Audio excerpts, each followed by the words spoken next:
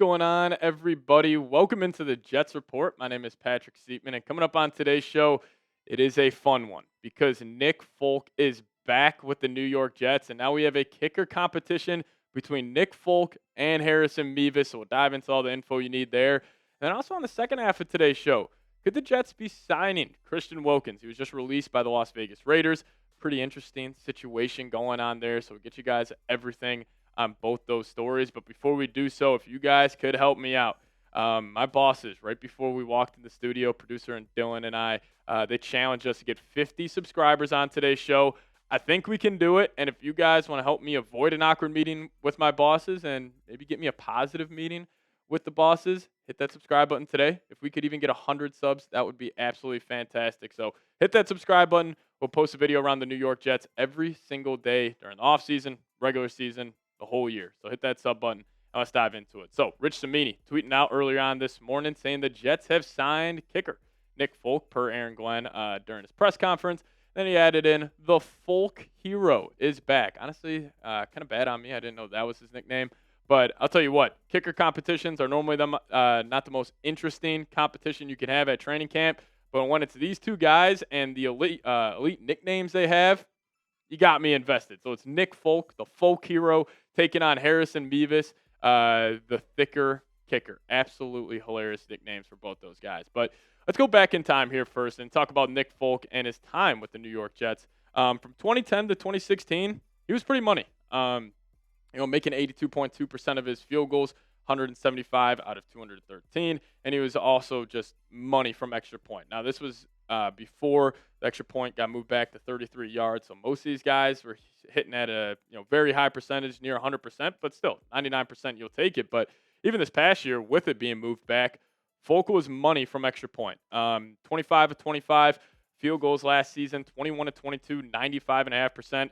Honestly, I had no idea that Folk was this productive for the Titans this past season. So even at 40 years old, the man still has a pretty damn good leg. And I think Folk would just be the safe choice for the New York Jets where, if you want to take a risk and go with the bigger leg, then you're rolling with Harrison Mevis. But if you just want to pick up a kicker where it's like, hey, from 50 and in, we know he's going to make the kick. We know he is going to be money from extra point. Even, late game situations, I feel like he's got that clutch gene. You would roll with Nick Folk. But if you want to take the risk on a guy who could hit from 55, even up to 60 yards, and maybe Harrison Mevis is your guy. And, his college stats, he was pretty good. Also spent some time in the UFL as well, but hitting 54% of his kicks when he was at college at the University of Missouri. Then he was also money from extra point, 99.3% from extra point land in college. But why is this now a new kicker competition? Well, the Jets did actually end up releasing Caden Davis. Now, Harrison Glazer tweeting out that Mevis during training camp over just the last two practices, so we don't have the updated numbers from this morning, but Mevis was 10 for 10. Caden Davis was 8 for 10.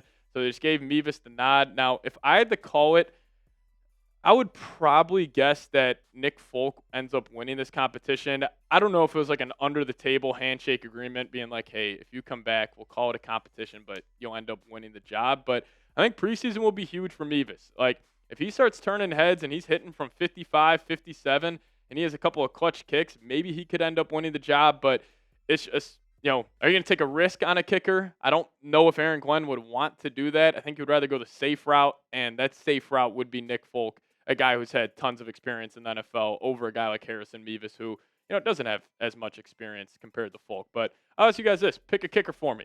You're going with Nick Folk, give me an NF down below in the comments section, or if you're going with the thicker kicker. And if you're just going with Mevis because of the nickname, I don't blame you. I was about to give that same take here on the show. So you're rolling Mevis, give me an HM. Rolling Nick Folk, give me an NF. All right, we're going to talk about Christian Wilkins here coming up next. Now, crazy situation going on in Las Vegas. But the Jets have a need at that defensive tackle position next to Quinnen Williams. So it doesn't make sense. Will we fit this culture?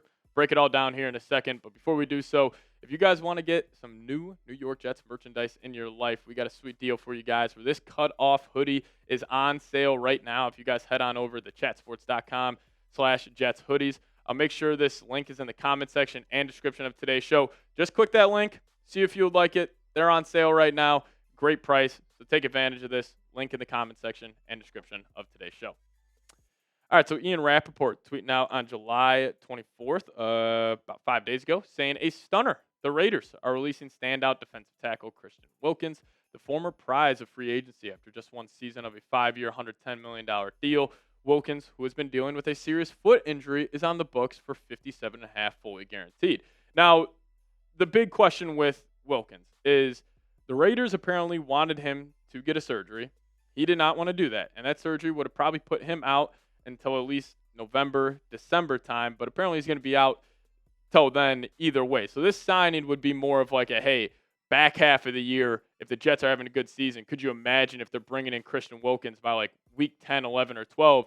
It would just be the icing on the cake to this defense. And, normally I'm okay with teams not getting super aggressive, right before the season, because I think it is kind of concerning if your team's like signing a bunch of like low level free agents midway through training camp, because clearly they don't believe in the guys they have in that organization already. But there's no doubt the Jets have a need at defensive tackle, and Wilkins is one of the better defensive tackles in the league. And if you would create a defensive line with Wilkins, Quinnen, Jermaine, Will McDonald, with that linebacker core, that's one of the better front sevens you can have in the National Football League. Now, I will say this.